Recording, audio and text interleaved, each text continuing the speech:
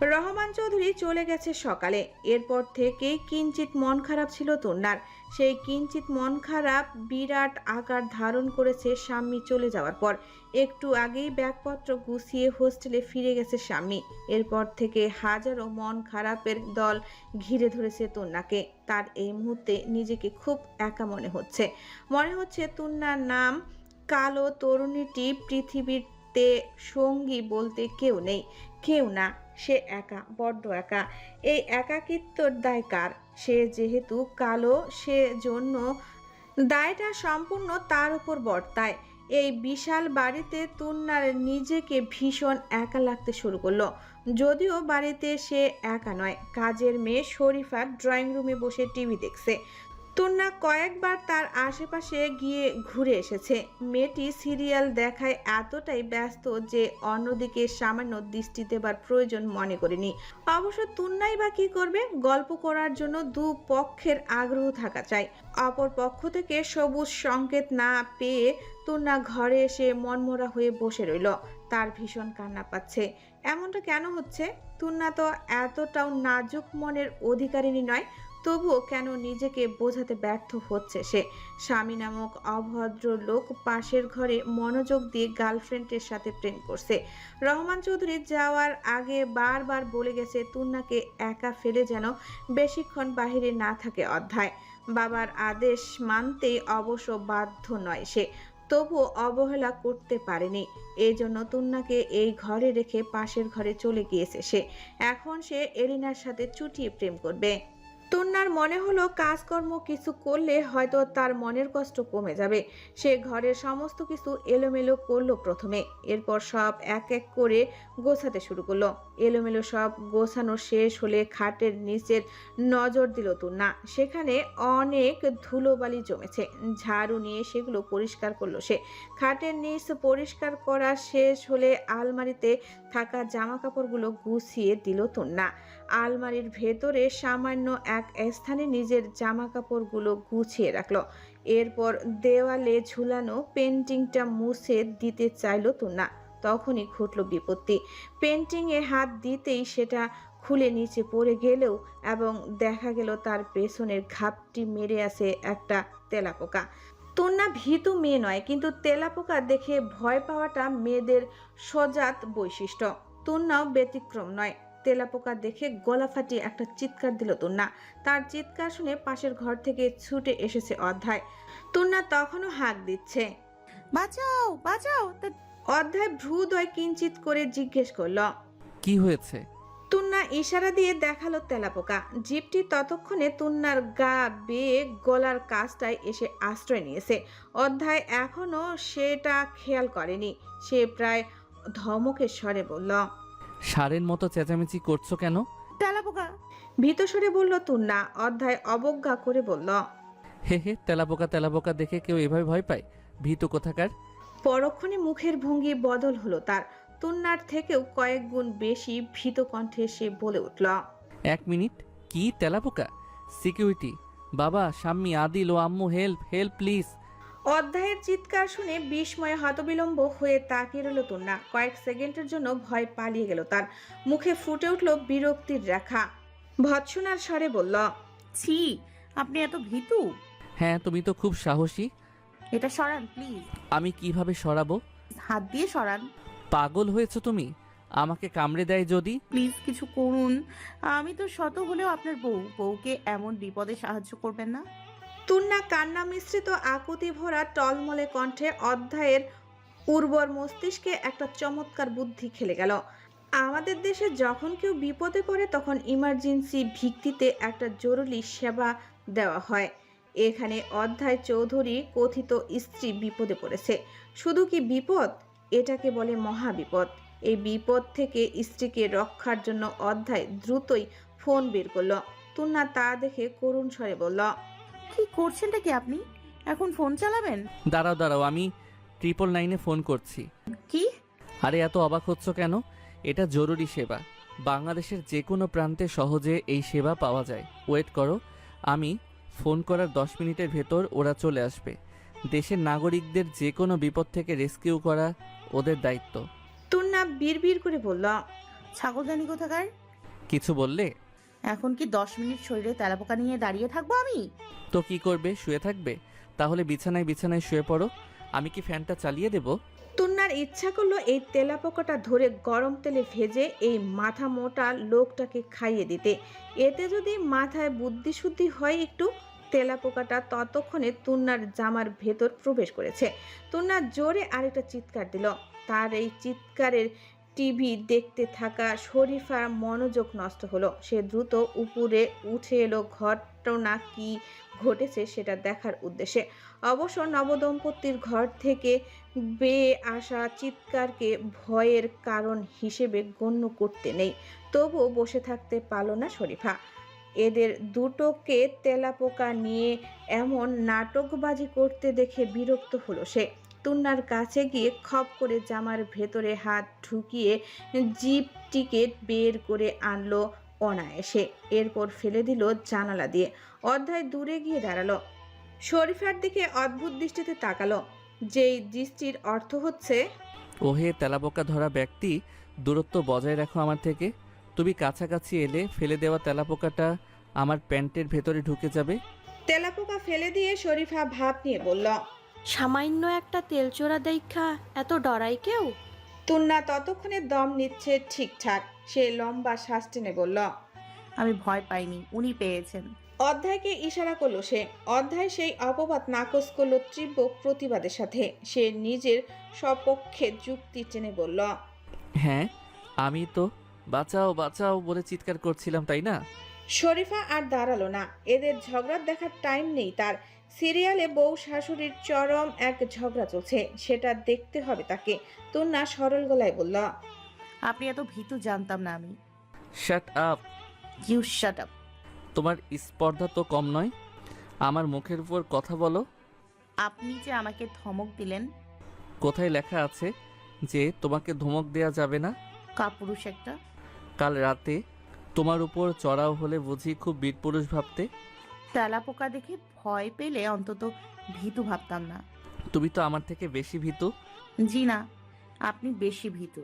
হ্যাঁ, চিৎকার করে আমি তো বাড়ি মাথায় তুলছিলাম। অকৃতজ্ঞ মেয়ে মানুষ জানি কোথাকার। তুন্না মুখ বাঁকালো নিপুণ ভঙ্গিতে। সেই বাঁকানো ভাবে স্পষ্ট ভর্ৎসনার ইঙ্গিত। বীরপুরুষের সাহসিকতার প্রমাণ সে পেয়ে গেছে। সামান্য তেলাপোকা দেখে ভয় পায় এমন পুরুষ সে জীবনে দেখেনি। দেখা তো দূর, শুনেও নি। তাছাড়া ভীতু হবার সাথে সাথেই শাশুড়ির বলা চরম আহাম্মক। আহাম্মক না হলে কি কেউ তেলাপোকা সরানোর জন্য 999-এ কল দেয়? সি, এই লোকটা কিনা আবার নিজেকে নিয়ে এত অহংকার করে। কথায় কথায় তুন্নাকে ছোট করে। দরব বাচ্চা ধন, এবার তুর্না মজা দেখাবে তোমায়। অধ্যায়কে ভোরকে দেবার উদ্দেশ্যে তুন্না আতঙ্কিত গলায় বলে উঠল। এই যে আপনার কাঁধের তেলাপোকা। অধ্যায় হক চকিয়ে বাঁচাও বলে চিৎকার দিয়ে জড়িয়ে ধরল তুন্নাকে। তুন্না চোখ বড় বড় করে পাথরের প্রতিমার ন্যায় নিস্তব্ধ হয়ে দাঁড়িয়ে রইল। অত্যন্ত সুপুরুষ দেখতে যুবকটি কি তাকে জড়িয়ে ধরেছে? বিবাহিত জীবনের দ্বিতীয় রাত্রি চলমান। তুন্নার শরীরে তেলাপোকা উঠেছিল এই অজুহাতে অধ্যায় পাশের ঘরে চলে গেছে। আর সে কোনোভাবেই এই ঘরে ঘুমাবে না, এই মেয়েটার পাশে তো ভুলেও না। অধ্যায় চোখ বন্ধ করলেই মনে হচ্ছে তার গা বেয়ে তেলাপোকা পিলপিল করে হাঁটছে। কি ঘিন্ন ব্যাপার! অধ্যায়ের শরীর ঘিন ঘিন করে। ওই গেয় ভূতটাকে সে জড়িয়ে ধরেছিল, এটা ভেবে আরেক দফা কোমায় চলে যাচ্ছে সে। মেয়েটা কি ভয়ঙ্কর ফাজিল ভাবা যায়! তাকে ভয় দেখানোর জন্য কি নাটকটাই না করলো। বাবা যে কেন আয়োজন করে এই যন্ত্রণাটাকে তার কাঁধে তুলে দিয়ে গেল? তার জীবন জৈবন ধ্বংস হয়ে যাচ্ছে, আবার হুকুম জারি করে গেছে ওনার প্রাণপ্রিয় স্ত্রীকে এই বিষয়ে কিছু জানানো যাবে না। সারপ্রাইজ দেবেন উনি। মাকে না জানে পুত্রের বিয়ে দেওয়া যে একজন নারীর কাছে কত বড় সারপ্রাইজ তা বলা বাহুল্য। দেশে ফেরার পর প্রণচণ্ডী মায়ের সাথে আলাভোলা বাবার যে কি মুখ্য যুদ্ধটা হবে তা অধ্যায় কল্পনা করেই খুব পুলকিত বোধ করছে। তখন বাবার সাথে সাথে এই গেয় ভূতের কপালেও নির্ঘাত শনি আছে। সে যে শনি নয়, একদম জল্লাদ টাইপের শনি। আপাতত এসব ভাবাবাদ। সে কল লাগালো এলিনার নাম্বারে। প্রথমবারে কল ধরলো না এলিনা। সে অধ্যায়কে বরাবর এমন প্যারা দেয়।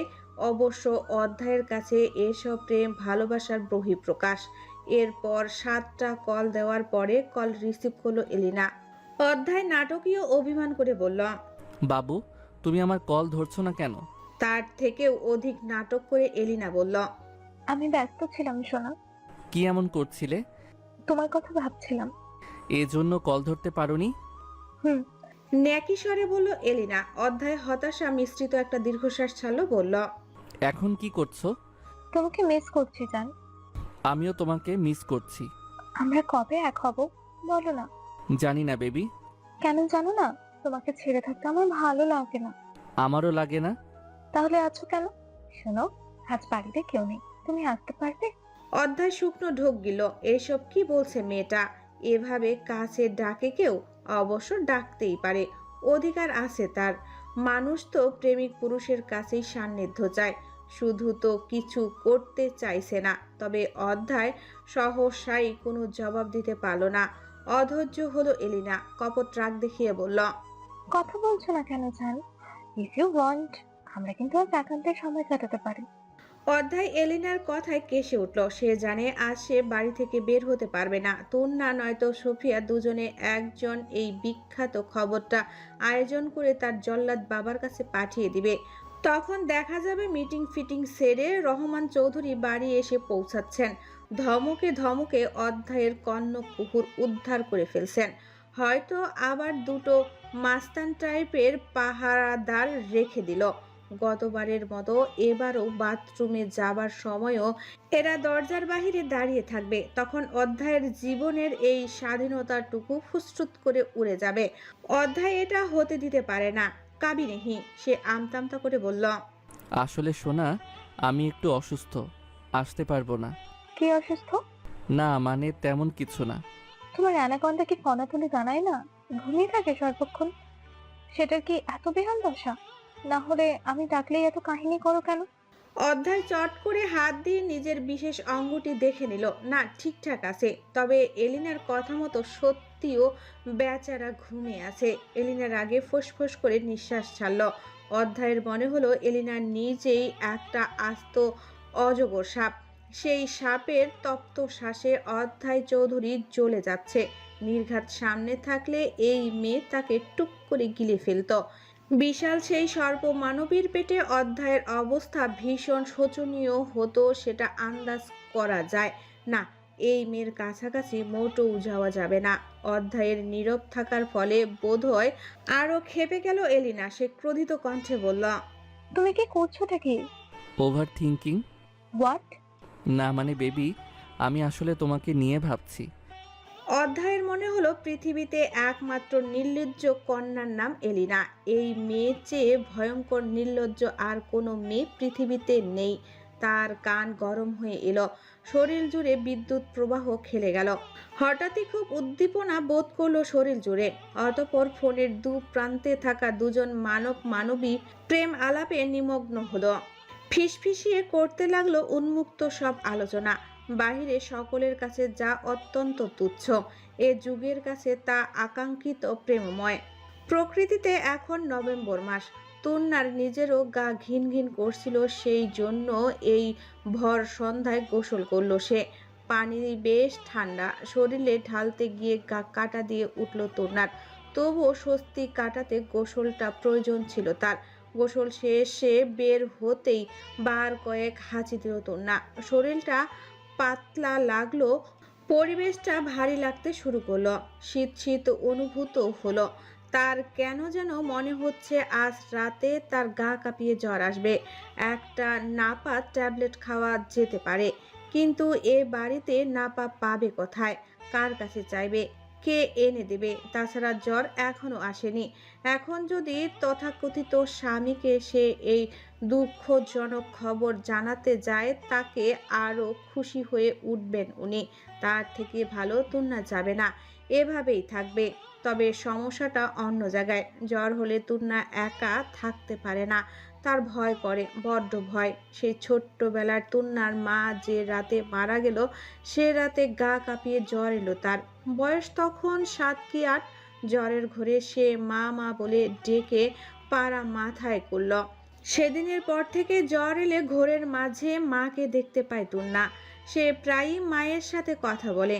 তাদের কথোপকথনের একটা নমুনা তুন্নার চোখের সামনে ভেসে উঠল। তুন্না ঘরে বসে বলছে, মা তুমি এসছো? হ্যাঁ, তুমি কি খুব অসুস্থ তুর্না? খুব না, একটু। কি ব্যাপার তুর্না, আজকাল খুব ঘন ঘন অসুখ বাঁধাচ্ছ, নিজের একেবারেই যত্ন নিচ্ছ না তুমি। এমন করলে আমি কিন্তু আর আসবো না। তুন্না তখন কন্দনরত কণ্ঠে বলে, তোমার দেখা পাওয়ার জন্যই তো এত ঘন ঘন অসুস্থ হই আমি। সুস্থ অবস্থায় তো আমাকে দেখা দাও না তুমি। সেজন্য এমন বাজে কৌশল অবলম্বন করবে তুমি? হ্যাঁ করব। না, তুমি করবে না। কেন করব না? এমনটা না করলে আমি কিভাবে তোমার দেখা পাবো?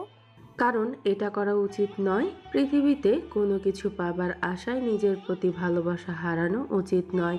তুমি স্বেচ্ছায় আত্মবিসর্জনের পথে হাঁটছো, যেটা সম্পূর্ণ ভুল। তোমার উচিত যে কোনো কিছুর বিনিময়ে নিজেকে ভালোবাসা। তুর্না, এই পৃথিবীতে নিজের থেকে আপন কেউ নয়, এমনকি আমিও না। যে ব্যক্তি নিজেকে ভালোবাসতে পারে না, সে পৃথিবীর কাউকেই ভালোবাসতে পারে না। অন্যকে ভালোবাসাটা প্রয়োজন আছে, অন্যকে খুশি করার গুরুত্ব আছে, তবে সেটা নিজেকে ভালোবাসাহীন করে নয়, নিজেকে অখুশি করে নয়। তুন্না তন্দা ঘরে মায়ের সেই কথাগুলো মাথায় ঢুকিয়ে নিয়েছিল। আজ অবধি তুন্না ভীষণভাবে নিজেকে ভালোবাসে। সেই জন্যই তো যখন শুনলো তার স্বামীটি অন্য কারো প্রেমিক, সে সামান্য প্রতিক্রিয়া দেখালো না। কারণ মানুষটার প্রতি তার ভালোবাসা জন্মায়নি। তার পূর্বেই সে বুঝিয়ে নিয়েছে, আর নিজেকে সেই থেকে বাধ্য করেছে এটা ভাবতে যে এই মানুষটার থেকে কিছু প্রত্যাশা করলে শুধুই দুঃখ পাওয়া যাবে। নিজেকে চরমভাবে ভালোবাসা মেয়েটি যেচে পড়ে দুঃখ পেতে মোটেও ইচ্ছুক নয়। তবে এত নিরাশার ভিড়ে তুন্নার পরিমাণ কষ্ট বুকে জমা আছে। অধ্যায় নামক ছেলেটি যে বড় অন্যায়ভাবে তাকে অবহেলা করে, সেটা কি তার আদৌ প্রাপ্য? এত অভালোবাসা নিয়ে বাঁচা যায়? অবশ্য তুন্নার মতো ললিতারা ভালোবাসাহীন বাঁচতে পারে। তারা যে বড্ড গভীরভাবে নিজেকে ভালোবাসে। তুন্নাও বিশ্বাস করে তাকেও একজন গভীরভাবে ভালোবাসবে। কারণ বিয়ের দিন ভোরবেলা স্বপ্নে তার মা জননী এসেছিল। অস্থির হৃদয়ের তুন্নাকে তিনি গর্বের সঙ্গে তাকে জানিয়েছিলেন, শোনো তুর্না, তুমি একটা রাজপুত্রের অর্ধাঙ্গিনী হতে যাচ্ছ। তাকে আগলে রেখো, যত্ন করো, ভালোবেসো। স্বপ্নে তুন্না সলজ্জ হেসে বলেছিল, আমি একাই বাসবো, উনি বাসবেন না আমায়? বাসবে তো, অবশ্যই বাসবে। আমার লক্ষ্মী মেয়েটিকে কেউ ভালো না বেশে পারে? তবে একটা কথা মাথায় রেখো তুর্না, ভালোবাসাটা অর্জন করে নিতে হয়। ভালোবাসা পাওয়ার উত্তম উপায় হচ্ছে কাউকে হৃদয়ের সবটা উজাড় করে ভালোবেসে যাওয়া। তুন্না মায়ের বলা সেই কথাটা মাথায় ঢুকিয়ে নিয়েছিল সুন্দরভাবে। তবে সে ভেবে পায় না, মা একবার নিজেকে ভালোবাসতে বলেন তো আর একবার প্রিয়জনকে। তুন্নার করণীয় কি? মাকে তো সে যখন তখন দেখতে পারে না, তাই প্রশ্নের উত্তরটি জানা হয়নি। মা নিজের সময় সুযোগ বুঝে আসে, আবার চলেও যায়। মা কি নিজের অবস্থানকৃত স্থানে খুব ব্যস্ত সময় পার করে? জিজ্ঞেস করতে হবে। তন্নার মনে হলো আজ জ্বরের ঘরে মায়ের সাক্ষাৎ পেলে সে মাকে অনেক প্রশ্ন করবে।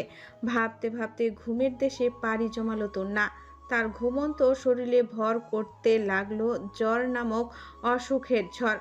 কম্পিত করতে লাগলো মেয়েটির সারা অঙ্গ। তখন মধ্যরাত। ঘুমের ঘরে তুন্না অনুভব করলো তার শিউরে কেউ একজন বসে আছে। শুধু যে বসে আছে এমনটা নয়, একটু পরপর জলপট্টি দিচ্ছে তুন্নার কপালে। তুন্না বুঝতে পারছে না এটা স্বপ্ন কিনা। এ বাড়িতে এমন কেউ নেই যে তার সেবা যত্ন করবে। যত্ন করার মতো এত গুরুত্বপূর্ণ মানুষ নয় সে। তবে তার উপলব্ধিটা বাস্তব মনে হচ্ছে। তুন্না চোখ পিটপিট করে তাকালো। ঘরে মৃদু আলো জ্বলছে। সেই আবসা আলোয় তুন্না দেখলো দ্য গ্রেট অধ্যায় চৌধুরী তার মাথার কাছে বসে আছে। না, এটা সত্যি হতে পারে না। যে ব্যক্তি তাকে সহ্যই করতে পারে না সে কিনা রাত জেগে তন্নার সেবা করছে। তন্না ঘোরের বসে ভুলভাল দেখছে, ভ্রম গ্রাস করে নিয়েছে তাকে। তন্না ছটফট করতে লাগলো। বাস্তবে যে ব্যক্তি তাকে অবহেলা করে, স্বপ্নে সেই ব্যক্তি কোনো সেবা শুশ্রূষা তার চায় না। তন্নার ছটফটানি উঠে দেখে অধ্যায় কোমল গলায় বলল, এই মেয়ে ঠিক আছো? শরীরটা কি বেশি খারাপ লাগছে? এত নাড়াচাড়া করছো কেন? তন্না কি ভুল শুনছে? তার মস্তিষ্কের এলোমেলো ভাবনাগুলো কেমন যেন গুলিয়ে যেতে লাগলো। বিয়ের দুদিনে এবারেও লোকটা একটু সুন্দর করে কথা বলেনি, এখন কেন বলছে? তন্না দেখলো তার গায়ে মোটা কম্বল, কপালে ভেজা জলপট্টি। ঘুমানোর আগে কিন্তু এসব ছিল না। তবে কি লোকটা এসবও এনে দিয়েছে? লোকটা কি চায় কি? বউ হিসাবে মানে না, আবার সেবা যত্ন করে চলছে। তার প্রশ্নটা জিজ্ঞেস করতে ইচ্ছা করছে, কিন্তু সব প্রশ্ন যখন তখন জিজ্ঞাসা করা যায় না, অশোভনীয় দেখায়। সে দুর্বল গলায় বলল, কটা বাজে? 2:27 আপনি এখানে বসে আছেন কেন? তুমি ঘুমাও। আমি বসে থাকলে তোমার কি অসুবিধা হবে? না, তা হবে কেন? কিন্তু আপনি ঘুমাচ্ছেন না কেন? কোনো অসুস্থ মানুষকে রেখে ঘুমানোর মতো এতটা অমানবিক মানুষ আমি নই। অধ্যায়ের ভারী কথায় তন্না ইতস্তত বোধ করলো। তার জন্য একটা মানুষ সারা রাত জেগে থাকবে, বিষয়টি কেমন দেখায়? লোকটা কি নিজেকে খুব মানবিক মানুষ প্রমাণ করতে চাইছে? অবশ্য তন্না জানে এই মানবিকতা শুধুমাত্র লোক দেখানো, কিন্তু এখানে তো সে ছাড়া অন্য কেউ নেই। এত নাটকীয়তার কি বা প্রয়োজন? তাছাড়া লোকটা তো পাশের ঘরে শুয়েছিল। মাঝরাতে এখানে আসার কারণ কি? ভয় পেয়ে এখানে এসেছে? অস্বাভাবিক নয়। যে ব্যক্তি তেলাপোকা দেখে ভয় পায় সে একা ঘুমাতে ভয় পেতেই পারে। যদি তাই হয় তবে আগে এই লোকটা কার সাথে ঘুমাতো? দুর্বল শরীর নিয়ে আর চিন্তা করতে পারল না তন্না। সে ক্ষীণ কণ্ঠে বলল, আপনিও শুয়ে পড়ুন। তোমার আমাকে নিয়ে এত ব্যস্ত হতে হবে না। আপনি কেন আমাকে নিয়ে ব্যস্ত হচ্ছেন? শুয়ে পড়ুন না। তুমি আমাকে বলে দেবে আমি কি করব না করব। আর তাছাড়া এখন তুমি অসুস্থ, তাই তোমার সেবা করছি। যখন আমি অসুস্থ থাকবো রাত জেগে তুমি আমার সেবা করে দিও। সদবোধ। আফটার অল আমরা তো রুমমেট। একজনের বিপদে অন্যজন সাহায্য করাটা স্বাভাবিক। তোমার দুশ্চিন্তা কমলে এবার ঘুমাও। তন্না ঘুমাতে পারল না। সে দুর্বল শরীর নিয়ে উঠে বসলো। এরপর আকুল চোখে তাকালো অধ্যায়ের দিকে। লোকটা সুদর্শন, এমন সুপুরুষের সাথে তার কেন বিয়ে হলো? নয়তো তো এত অবহেলা পেত না। এই যে তন্নার স্বামীর বুকে মাথা রেখে ঘুমাতে ইচ্ছা করছে, সেই ইচ্ছাটাও অধরা থাকতো না। তাকে মেনে নিবে এমন কারো সাথে বিয়ে হলে তার বুকে অনায়াসে মাথা রাখা যেত। তবে এই লোকটার সাথে তার তেমন সম্পর্ক নয়। তবুও কেন একটু একটু করে লোকটা তাকে মায়ায় জড়িয়ে ফেলছে, এত কাছাকাছি আসছে। তন্না তো এত কাছ থেকে পূর্বে কখনো পুরুষের ছোঁয়া পায়নি। সেজন্য লোকটার সামান্য ছোঁয়ায় সে তার নারীত্ব কম্পিত হয়। শরীরের ঝংকার উঠে প্রেমের। সমুদ্রের জলরাশির মতো আশ্রে পড়তে ইচ্ছা করলো লোকটার বুকে। তন্না তা পারবে না। অদ্ভুত এক জড়তা তাকে জড়িয়ে রেখেছে। যে ব্যক্তি ভালোবাসে না তার কাছ থেকে তন্না সামান্যতম কিছুই আশা করে না। তবুও মন বড় অবুঝ। অধ্যায় ভ্রুকুচকে বলল, এমনি। উঠে বসলে কেন? এমনি এমনি কেউ শরীরে 102 ডিগ্রি জ্বর নিয়ে উঠে বসে? আমি বসি। আসলে তোমার মাথায় তো গোবর ঠাসা। তুমি তো বসবেই। দুনিয়ার কোনো মানুষ যা না করে তুমি তাই করো। তার ছিঁড়া বলে কথা। আপনি কিন্তু একজন অসুস্থ মানুষকে অপমান করছেন। অসুস্থ? হ্যাঁ, অসুস্থ তো বটেই। আগে তোমার অসুস্থতা মাথায় ছিল, আজ আবার সেটা শরীরে ট্রান্সফার করেছে। ওসব তেমন কোনো ব্যাপার নয় তোমার কাছে। নয়তো উঠে বসে এতক্ষণ বকবক করতে পারতে না। জ্বরের ঘোরে বিছানায় ল্যাটকা মেরে পড়ে থাকতে। তন্নার মাথায় চিনচিন ব্যথা হতে লাগলো। লোকটাকে কিছুক্ষণের জন্য ভালো মানুষ ভেবে ভুল করেছে সে। লোকটা আসলে মোটেও ভালো লোক নয়, হতেই পারে না। সাধে কি আর সে কুদ্ধায় চৌধুরী বলে? লোকটা আসলে বদের হাড্ডি, মস্ত বড় কুচক্রী মানুষ। এই কুচক্রী থেকে ওর নাম কুদ্ধায় হয়ে গেছে। তন্না বিড়বিড় করে বলল, আপনি এ ঘরে এলেন কেন? না এসে কি উপায় আছে? রেখেছো? জ্বর টর বাঁধিয়ে তো সারা রাতের খাবার খাওয়ার জন্য শরীফা ডাকতে এসে দেখলো বিছানায় শুয়ে শুয়ে কাঁপছো তুমি। আর কি, সে বাড়ি মাথায় তুলেছে তক্ষুনি। ভেবেছিল তোমাকে ভূতে ধরেছে, এজন্য ঘুমের মাঝে কাঁপছো। আমি পাশের ঘর থেকে এসে দেখি তোমার শরীরে জ্বর। মেপে দেখলাম 104 ডিগ্রি। এখন একটু কমেছে অবশ্য। এই তোমাকে বেশি পাকনামি করে গোসল করতে কে বলেছিল শুনি? কেউ বলেনি। তাহলে করেছো কেন? শরীরে তেলাপোকা উঠেছিল এজন্য। ওই শালা তেলাপোকার জন্য আমাকে এত সাফার করতে হচ্ছে, ঘুমাতে পারছি না। আমি কি আপনাকে বলেছি যে জেগে থাকুন? তুমি বলো না তো কি হয়েছে। বাবা তো বলে গেছেন। শোনো, আমি না বাবার বাধ্য ছেলে। তন্না মাথা ঝাঁকিয়ে বলল, বুঝেছি। বুঝি আমাকে উদ্ধার করেছো, এবার শুয়ে পড়ো তো। তন্না বিড়বিড় করে বলল, আমার শীত লাগছে, আর একটা কম্বল এনে দিতে পারবেন? অধ্যায় বেশ মুসিবতে পড়ে গেল। এখন সে কম্বল বা কাঁথা কোথায় পাবে? তার ঘরে একটাই পাতলা কম্বল, এটা গরমকালের জন্য। শীতকালে ভারী কম্বল নামিয়ে দেয় শরীফা। ওগুলোর অবস্থান কোথায় সেটাও জানে না অধ্যায়। শরীফা নিচের ঘরে ঘুমাচ্ছে। এই মেয়ের যা ঘুম, সেই ঘুম কুম্ভকর্ণের মতো ঢাক ঢোল পিটিও ভাঙাতে হয়, তাতেও ভাঙে না। অধ্যায় ঘরময় পায়চারি করতে লাগলো। সে এখন কি করবে? তন্না অধৈর্য হয়ে বলল। প্লিজ এনে দিন না। অধ্যায় হতাশ হলো, একটা দীর্ঘশ্বাস ফেলে বলল। আমি জানি না কাঁথা কম্বল কোথায় থাকে। অধ্যায়ের এর উত্তরে অসন্তুষ্ট হলো তন্না। অবশ্য সে এমনটাও আশা করেছিল, এই লোক এসব কিছু জানবে না। এই লোক জানে সারা দিন প্রেম করে বেড়াতে, গার্লফ্রেন্ডের সাথে কথা বলে সময় কাটাতে। এর থেকে বেশি ওর কাছে কি আশা করা যায়? সে বিড়বিড় করল। হ্যাঁ, তা জানবেন কেন? আপনার তো এর থেকে অনেক গুরুত্বপূর্ণ কাজ আছে। কি বললে তুমি? বলেছি ভালো আছেন? আলহামদুলিল্লাহ। তুমি ভালো আছো? তন্না লম্বা শ্বাস টানলো, জবাব দিল। আলহামদুলিল্লাহ। আপনার গার্লফ্রেন্ড ভালো আছে? বর্তমানে তো ভালোই আছে, তবে আমার বিয়ের খবরটা শুনে তার রিয়াকশন ভেবে আমি আতঙ্কিত হচ্ছি। সে কি, কেন? আপনি বলে দেবেন যে আপনি আমার বউ হিসেবে মানেন না। বললেই সে মানবে কেন? মানবে না কেন? না মানার অনেক কারণ আছে। যেমন ধরো, তুমি আর আমি বিবাহিত দম্পতি। হয়তো তোমাকে আমি এবং আমাকে তুমি, দুজনের কেউ কাউকে স্বামী স্ত্রী হিসেবে মানি না। এক ঘরে থেকেও আমরা শুধুই রুমমেট। আমাদের মাঝে কিন্তু রুম ডেট ফেট কিছু হয়নি। ও কিন্তু সেটা মানবে না, কারণ এক ঘরে থেকে দুজন বিবাহিত মানুষ কখনোই শারীরিক সম্পর্ক ছাড়া থাকতে পারে না, সম্ভব নয়। তন্নার গলা শুকিয়ে এলো। লোকটা কি অবলীলায় রুম ডেট বা শারীরিক সম্পর্ক জাতীয় শব্দগুলো উচ্চারণ করছে? লোকটার মুখে আটকাচ্ছে না, অথচ তন্না জড়সড় হয়ে যাচ্ছে। শরীরের জ্বরটা বোধহয় এবার বাড়ছে।